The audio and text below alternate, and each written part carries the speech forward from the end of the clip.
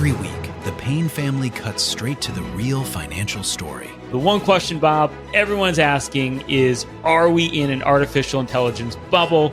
You've been through boom and bust. What do you think? No hype, no myths. Just what actually matters to your money. Does feel very similar to what we experienced in the 90s. Where are we, though? Are we in 1995, 1997, 1999? Listen to the Pain Points of Wealth on the Red Apple Podcast Network. Feisty, fearless, and fair. She's an Emmy-winning journalist from the White House to war zones, telling all sides of the story. This is the Rita Cosby Show.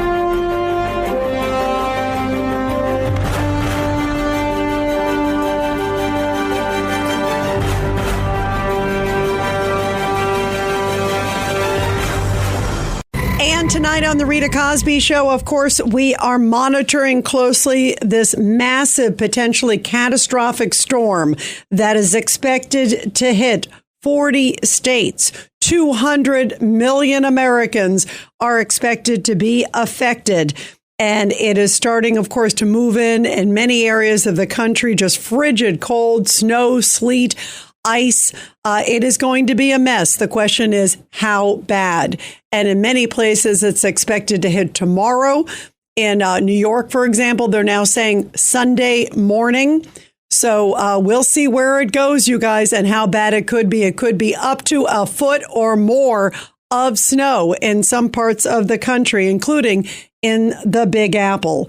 1-800-848-9222, 1-800-848-9222. And Governor Kathy Hochul of New York has already come out to speak about it, to warn New Yorkers to get inside. She has declared a state of emergency. The extreme cold can be deadly, absolutely deadly. So please, there's been a lot of reports this year about cold weather, storms coming. This is one you need to take very seriously. And this certainly is. The question is, how bad will it be? It looks like in some models, obviously you never know with storms, but it clearly will be a bad one. It just is it going to be catastrophic? How horrible? Power outages, where it hits.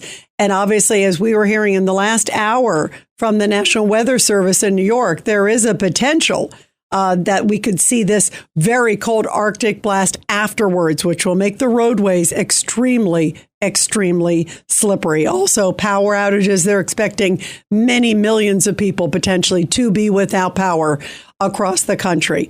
And this will be a big test in New York of the new mayor, Mondani. Many people are saying it's the first one. Remember, John Lindsay got an F essentially during a snowstorm. A snowstorm, mayors across the country, this is really the test if they can handle all these layers, because first and foremost, there's a lot of things that we could talk about with Zoran Mondani. But if the streets aren't moving and the streets aren't cleaned and homes are not heated and homeless are not taken off the streets, a whole bunch of these things all need to happen at once. And there's a lot of layers. Luckily, we are getting forewarning about this storm, and hopefully everybody stays safe. Meantime, a storm of a different kind, a war of words. Don Lemon, of course, the journalist, the podcaster, he was out there. He was the guy who was in that church in Minneapolis. And so far, the Department of Justice has said they are not they're trying to look at potential prosecution. But a magistrate said, no, we're not going to prosecute. We'll get into that in a moment. But first, listen to Don Lemon, who is defiant as ever. He was in there with the protesters. Many people believe he acted as a protester, not a journalist. And he still says, I stand by the First Amendment. Listen to this. So, look, I stand proud and I stand tall. This is not a victory lap for me because it's not over. They're going to try again and they're going to try again. And guess what? Here I am. Keep trying. That's not going to stop me from being a journalist. You're not going to diminish my voice. Go ahead. Make me into the new Jimmy Kimmel if you want.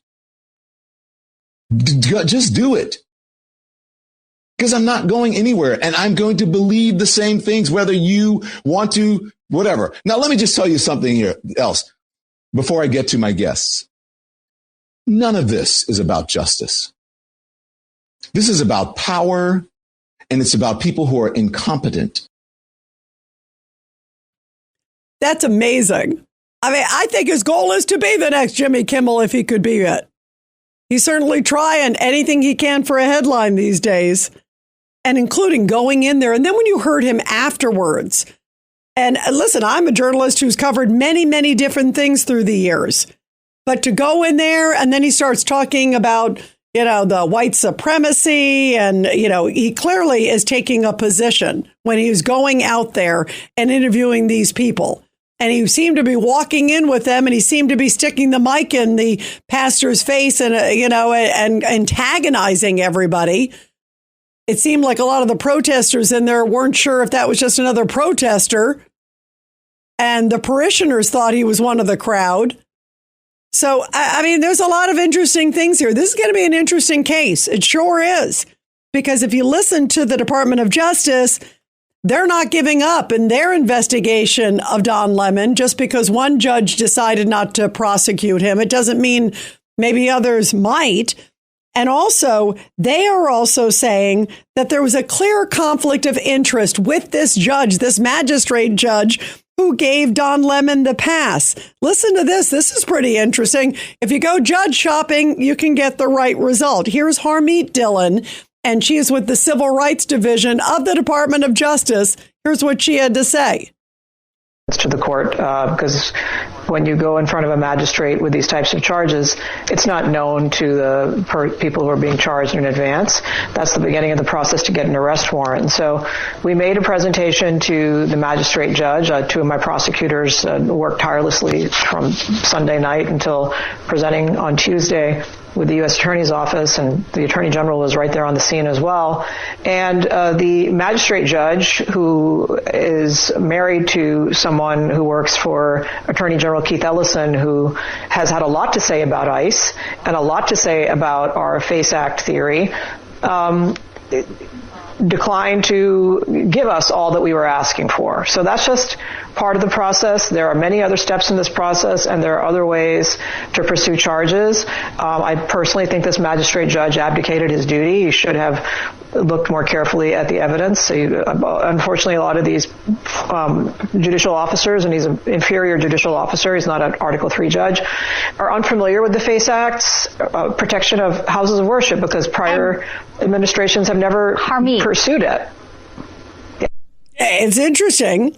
The magistrate judge is married to a woman who works for the Attorney General, Keith Ellison, who clearly has had a lot of nasty things to say about ICE, and who's been very supportive of those church protesters.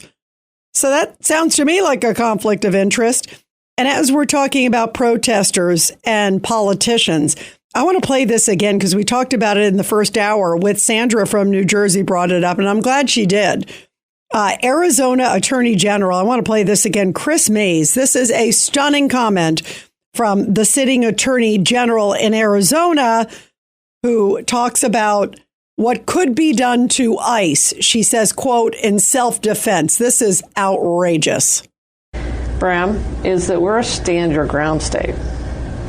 We have one of the most expansive stand your ground laws in the entire country that rivals even Florida.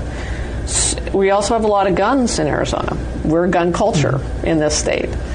And, it's kind of a recipe for disaster, because you have these masked federal officers with very little identification, sometimes no identification, wearing plain clothes and masks. And we have a stand your ground law that says that if you reasonably believe that your life is in danger and you're in your house or your car or on your property, that you can defend yourself with lethal force.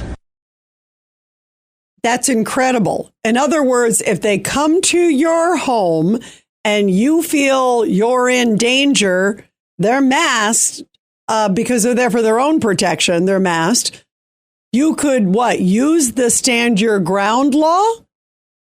That is shocking and utterly provocative. 1-800-848-9222, 1-800-848-9222. Let's go to Teddy in Yonkers on line 3. Teddy, your thoughts tonight. I hope you're doing well. Yes, Rita. It's been a little while since I've spoken to you. Rita, I agree with many things that you say. I disagree strongly because you hardly ever condemn the right wing, and you say, where are the common sense right wingers, okay? And Republicans. And I never hear you say it, Rita. You have right-wing Republicans that are out of control in this country. What's an example of a right-wing Republican that's out of control? If I think somebody's wrong, I don't care if they're Republican or Democrat. But what do you think is out of control, Ted? Carlson, Fuentes.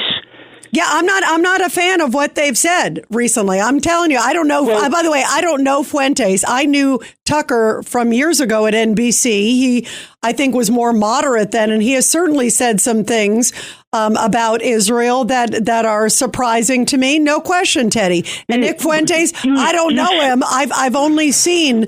I've never met the guy. I've just seen comments. I don't like a lot of the things I hear. I don't like anything I've heard from him so far. Well, I think you should use a little more stronger word to condemn Tucker Carlson like you do the Democrats, Rita. I just said I don't like what he said about Israel. I think some of the things I've heard I don't like. But Teddy, you're not talking about what I'm talking about. I'm talking about, what do you think these protesters storming into a church is appropriate? It's outrageous. You see, that's the difference between your station and myself. Teddy, and other Teddy, people. no, actually, I've heard you, and you have Trump derangement syndrome, Teddy. You always, every day it's like, oh, Trump to this, Trump to that. But you Trump. Never give. it's Jack true. Smith is right. Jack Smith is a hero. Go there, Teddy. Go ahead. Jack Smith is a hero.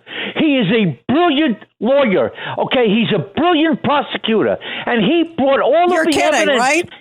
Teddy, you are kidding. He didn't even tell a judge that he was secretly getting the phone records of the Speaker of the House, which was completely out of the norm for his own procedures.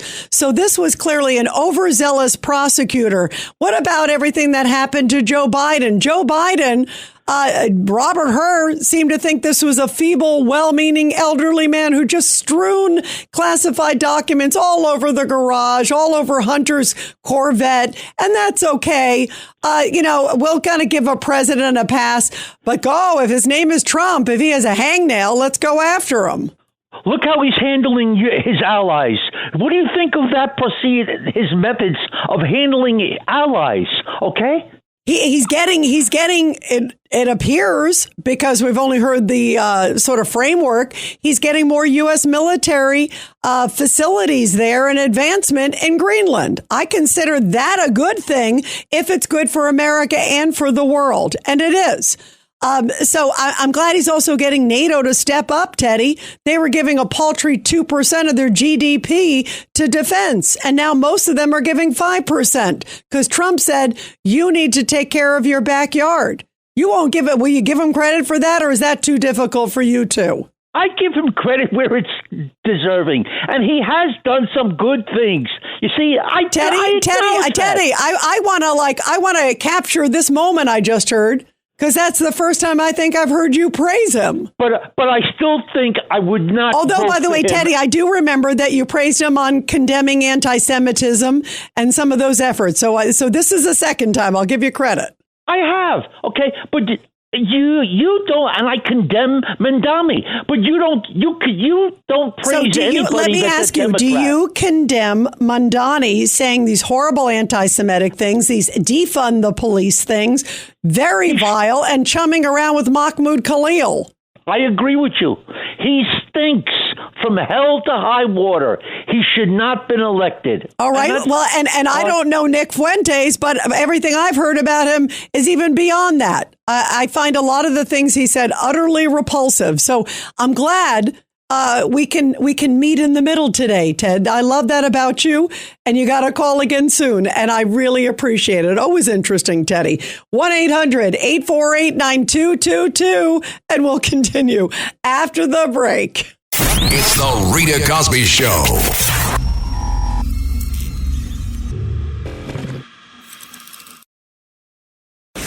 Listen to this podcast now on the Red Apple Podcast Network. The Idea Gen Global Podcast with George Sifakis. I'm George Sifakis. In a world overflowing with noise, there is one forum where the world's smartest voices connect, where visionaries sit at the same table as innovators, and great minds don't just talk, they act. Download all of Red Apple Media's podcasts right now through your favorite podcast platform.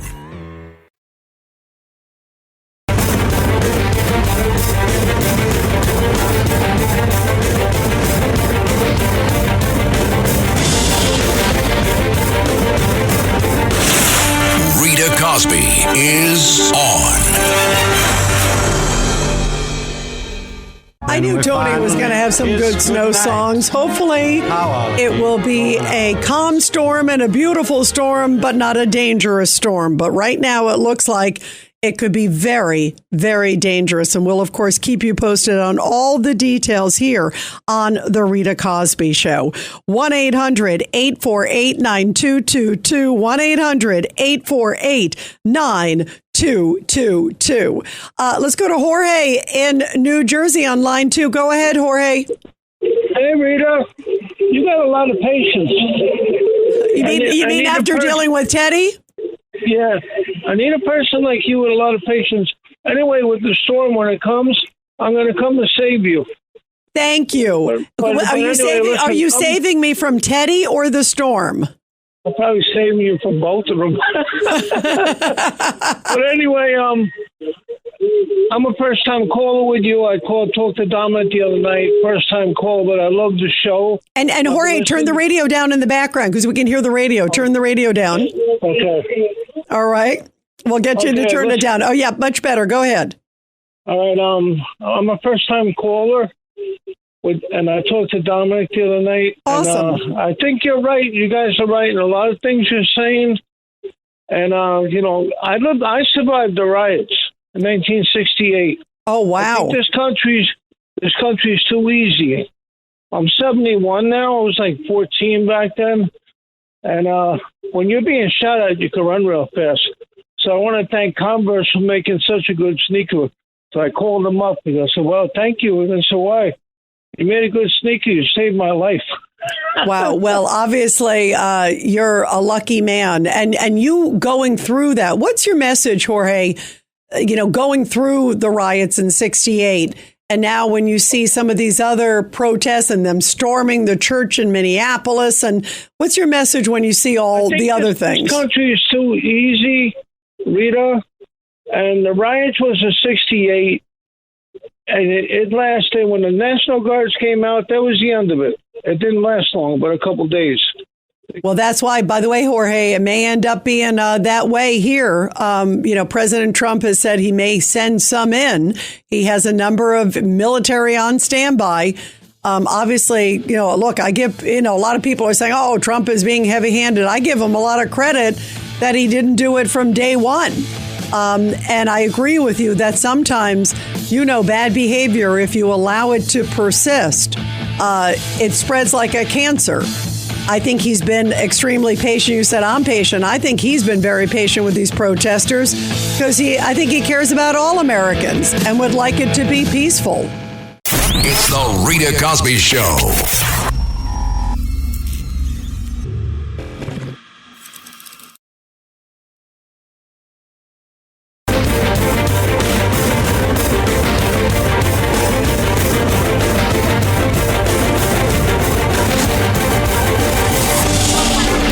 It's the Rita Cosby Show. You can never go wrong with a little bit of Foreigner here on a Friday night, and there sadly will be a lot of ice around the country. A lot of it already, and it could get a lot worse. It's expected with this massive storm that's expected to affect 200 million people in our country. 40 different states. This could be a big one. And of course, we will keep you posted on all of that. We've been talking about that story and how the media and many in the so-quote legacy media, the ABC, NBC, CBS, how they are essentially spinning it like the child was abducted. Well, J.D. Vance, the vice president, went to Minneapolis and he went to set the record straight. Take a listen. The fact that we're standing behind law enforcement, and I'm proud of the fact that we're enforcing the country's laws. But, you asked a question about this 5-year-old kid. I actually saw this terrible story while I was coming to Minneapolis. We just left Toledo, Ohio this morning for an economic messaging event. And I see this story, and I'm a father of a 5-year-old, actually, a 5-year-old little boy. And I think to myself, oh my God, this is terrible. How did we arrest a 5-year-old? Well, I do a little bit more follow-up research. And what I find is that the 5-year-old was not arrested, that his dad was an illegal alien. And then when they went to arrest his illegal alien father, the father ran. So the story is that ICE detained a 5-year-old. Well, what are they supposed to do? Are they supposed to let a 5-year-old child freeze to death? Are they not supposed to arrest an illegal alien in the United States of America? If the argument is that you can't arrest people who have violated our laws because they have children, then every single parent is going to be completely given immunity from ever being the subject of law enforcement. That doesn't make any sense. No one thinks that makes any sense. Now, there are so many of these cases like that where if you just understand the context, there have been a number of situations that I've looked into personally where I say, wait a second, we don't want ICE arresting American citizens. They're supposed to be enforcing the immigration laws against illegal aliens. So then I look into it and I find out that the American citizen who was arrested took a swing at an ICE officer. Yeah, took a swing at an ICE officer. You hear the details. What are they supposed to do, as you just heard? Leave the child freezing on the street there? It's freezing temperatures. It really is incredible, the sort of make-believe world that some of these people are in. Don't they understand how dangerous it is that they're spinning the story for political gain?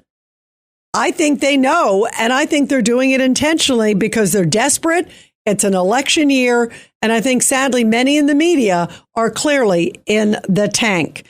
And here is Congressman James Walkinshaw. He's a Democrat of Virginia. And listen to his take. You heard the vice president's. Now listen to the Democrats' version. Were you ever trained to use a 5-year-old in a law enforcement operation? The masked and in many cases minimally trained officers have dragged pregnant mothers, pepper sprayed children, placed their knees on the necks of American citizens. And recently, they detained a 5-year-old. This is Liam Ramos, 5 years old. Detained him, used him as bait to lure his family members out of their home. Then they shipped him to a detention facility 1,000 miles away, 5 years old. Were you ever trained to use a 5-year-old as bait to get his family members to open the door? Were you trained to do that, and would you countenance one of your officers doing that? I'm not familiar with that. I'm not asking you about this situation. I'm saying, were you trained, and would you allow a child to be used in a law enforcement operation? Would you allow your officers to do it? I'm not familiar with that case. It's not part of our training. Sure sounds like he had a supposition in mind. They know what they're doing, and that's why, because it is an election year, they are going to try to gin up the base, rev them up, and I believe incite them, which is why I think it is good that the Department of Justice is looking into Tim Walz and Jacob Fry and a number of these other Minneapolis officials whose rhetoric has been utterly irresponsible. And then I wanted to play this for you guys, too, because the NYPD, as I mentioned, has been ordered to cut back on overtime under Zoran Mandani. And this also comes as Zoran Mandani made a proclamation that a lot of people are talking about, saying it doesn't matter if you're illegal or not. We're going to take care of you with child care. I thought we learned our lesson. Remember at the beginning of everything that was going on with Eric Adams? Remember all the hotel rooms that were packed and schools were packed with illegals and tents were all over the place. And then Eric Adams said, this is way too much. And he spoke out. Well, Zoran Mandani is turbocharging way in the other direction, saying that his free childcare that he was talking about extends to undocumented families. You want your taxpayer money to go to illegals? Welcome to New York. Here's Zoran Mandani. Clearly, these are programs for every single New Yorker. These are not programs that are going to ask the immigration status of any one of the children. All of those children are New Yorkers. They should all be enrolled in pre-K and 3K, no matter where they were born or where they come from. And we are also proud to be a sanctuary city. What a sanctuary city means is that we have policies in place, policies that have existed for years in this city, that deny ICE agents access into schools, hospitals, city properties, or even the properties of city contractors, unless those ICE agents can present a judicial warrant signed by a judge. We know that the vast majority of the time, ICE agents are not presenting that kind of documentation. If they're presenting any documentation, it tends to be an administrative warrant, and oftentimes there isn't any documentation even provided. So we want to make clear the rights of every New Yorker that they have. So everybody deserves free childcare, according to Zoran Mandani. Before we go to your calls, I had to play this other clip for you guys. Nancy Pelosi's top staffer just made a very interesting revelation in a podcast that she did. This is the staffer in the office, and they were talking again about January 6th, the Democrats' favorite topic, January 6th, January 6th, January 6th. And so during the January 6th, all that stuff, remember, where was the National Guard? Where was all the extra security? We know that President Trump asked for it a number of times, and obviously it was not there. And that kind of security rests with the Speaker of the House office. So listen to this, because one of the top staffers in Nancy Pelosi's office says we had been planning for a January 6th event for years. So I still don't understand how come there was no National Guard there that day. If you were preparing for such an event for years, that maybe an event like this could ever happen, for sure you'd have a game plan. It's even more reason why it's inexplicable that they didn't have the National Guard or anybody else. Listen to this. Planning, when I was working for Pelosi, I don't know that this has ever been made public, or I've never said this publicly, but planning for a January 6th type of an event 2 years before it happened. So we were planning for a January 6th event 2 years before it happened. They knew these rallies and protests were going to happen, and it was going to be packed and emotions were riding high, but somehow they dropped the ball on the day. There are still so many unanswered questions tied to January 6th. How much was orchestrated? Who was really in the crowd? There are just so many questions, guys. 1-800-848-9222. 1-800-848-9222. Let's go to Mary in Queens on line 2. Go ahead, Mary, your thoughts tonight. Hi, good evening, Rita. So nice to speak with you. I am totally in agreement that there's a playbook going on, well orchestrated. It reminds me of the quick read, version, The Art of War, the ancient Chinese warrior by Sun Tzu. And it's extremely tactical. It's all about divide and conquer from within. Don't shed an ounce of blood. If people just take, an hour to skim through it, brilliant. And it's just a playbook, like you're saying. But what I am noticing as a parent of, adult kids, and you have your ups and downs in lives like everyone, absolutely COVID-19 took a hit on a lot of people's mental health. And what I saw, having older kids graduating from college, there was a shift to Zoom doctors, Zoom psychiatrists, where kids were getting their meds. Quite a few suicides at one of my kids' college those years. Nobody was vetting these doctors. And what I saw, a statistic, I'm looking as an older mom, older woman, I'm looking at women my age losing it in these protests. And I'm not mad at them. I actually feel sorry for them, because I do feel they're being weaponized. They don't realize they're being used. It's like the useful idiots in the Bolsheviks in the revolution. That's a good analogy. Yeah, they're a tool, and women. I feel like they need our age. They want to belong. Is it post-COVID trauma? I'm thinking, what is it? But I heard a stat which was very disturbing to the family and the mental health field, and you can check it, like women over 50 and men over 50, 1 in 3 are on at least 2 antidepressant incitement. And we all know there are fallouts, but as my family members said, that stuff is really supposed to help you get through the rough times. It's not a lifetime thing. And that's where I'm saying, we were talking, and I'm saying, wow, is this like, you see the young girls, the trans, that's a whole indoctrination, but the amount of meds, the hormones, and women that are on, hormones, right, as they age, some women couple it, and I'm looking and I'm seeing the rages, and my family member said, that's a problem. And so I actually feel like it's actually like a predatory playbook. It's using people that perhaps lost loved ones in COVID. They're suffering grief and trauma. You've got the pharma. No, I hear what you're saying, and I think you're right. I think it's emboldening those people. It seems to be a lot of women too. To your point, too. Also, Mary, that's interesting. Yeah, they're fueling it. I feel like, it's having a voice, but I'm also saying biopharma's making a ton. They made a ton during COVID, and now if you can dig into stats of what percentage of Americans are on psych meds, antidepressants, college kids, and I remember the 60s with the SDS and the Kent State riots. But some of it, you know what's interesting, Mary, and you're right about the rage. I think there's also another layer to it, though.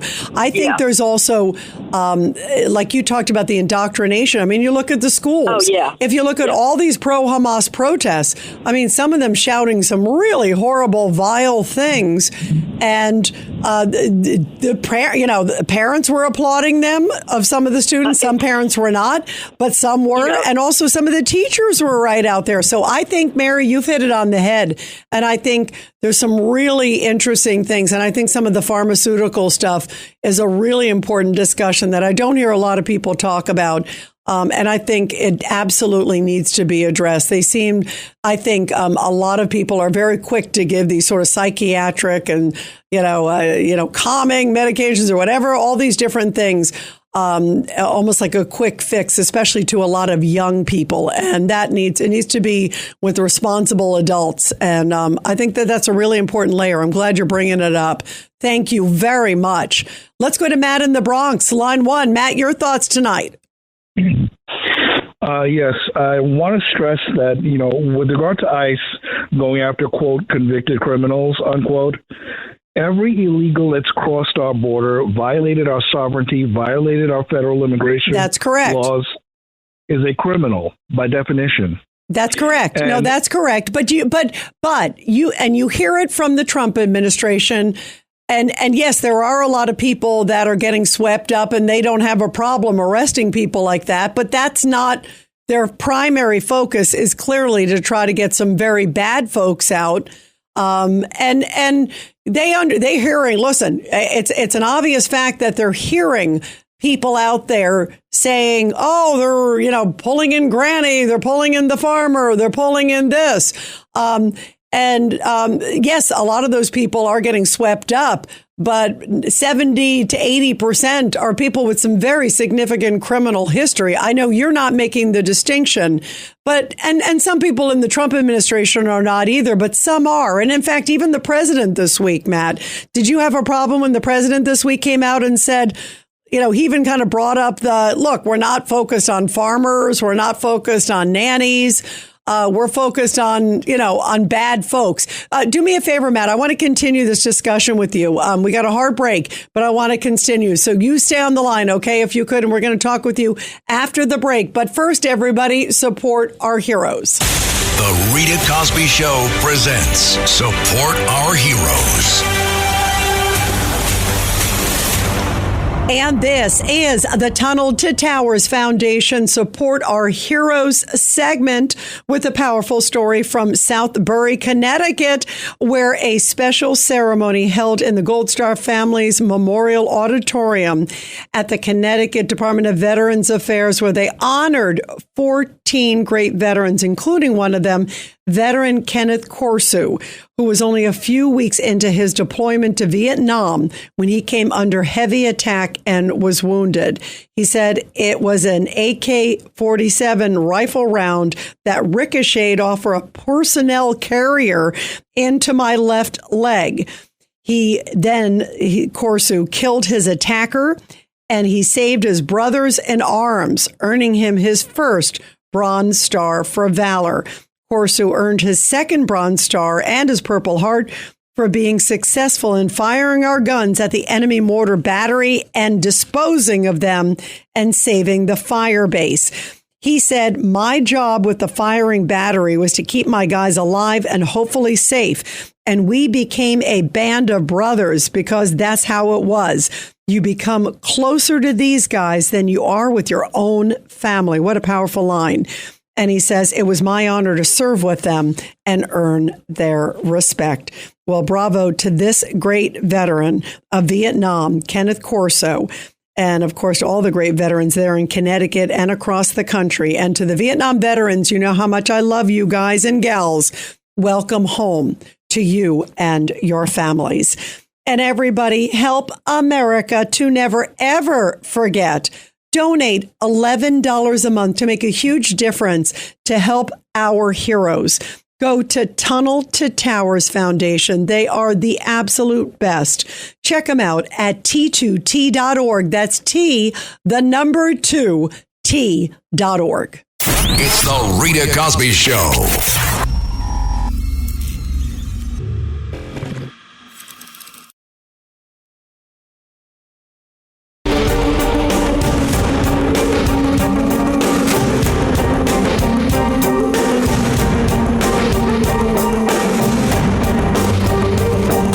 This is the Rita Cosby Show. And everybody, be sure to call your friends if they are in the swath of this storm. And that means a lot of people. Again, it's expected to have a 1, 2, 3 punch. Cold Arctic air, then a lot of snow, rain, and sleet, and then some more cold Arctic blast, which means it's going to be very dangerous, very, very slippery. So everybody, please be safe out there, be warm, and make sure you check on others, friends, family, anybody that obviously is in a very difficult situation right now, because this could be very dangerous. Let's go real quick back to Matt in the Bronx. Matt, go ahead. All right. So with regard to the distinction between illegal immigrants who commit felonies while they're in the United States and illegal immigrants who, by definition, are felons by crossing our border illegally, the minute you start differentiating between the minority of illegal immigrants who are gangbangers, rapists, etc., and the majority who have broken our laws, who have pushed wages down. Yeah, go ahead real quick, Matt. The minute you make that distinction, you're giving the left a win. Well, but here's the issue. Clearly, there are so many very, very bad ones. There's a way that the administration is phrasing it is that they're going after the worst of the worst. If others are there, and like you said, they're there illegally, well, you know, that happens. But there's sadly a lot of worst of the worst. Stay warm, everybody. It's the Rita Cosby Show.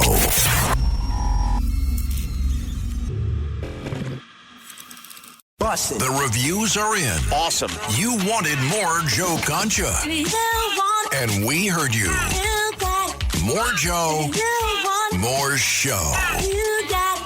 We're talking to you. Under promise and over deliver. Joe Concha. Weeknights at 9. Plus Sunday mornings at 11 on 77 WABC. Jimmy Kimmel no longer tries to be funny, not that he ever really was. Joe Concha, weeknights at 9, plus Sunday mornings at 11. Democrats defending cocaine coming into the country.